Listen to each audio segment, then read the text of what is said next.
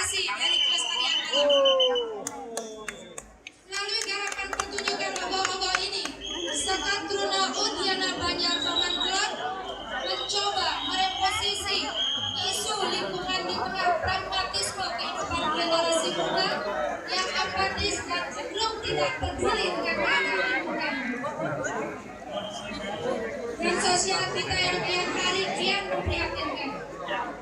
Melalui pertunjukan logo-logo ini, kita diajak kembali untuk menghayati betapa pentingnya pelestarian lingkungan bagi masa depan generasi dan kehidupan di segala makhluk. Baik, berikut kita akan saksikan bersama sebuah karya logo-logo dari Sekat Truna Udiana Taman Kelon dengan judul Oma Nara Basura.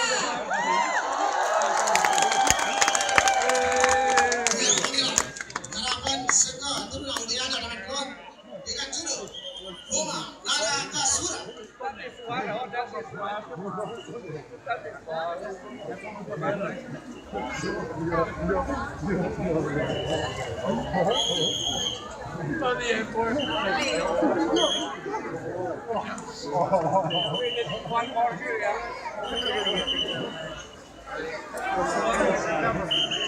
I couldn't leave it.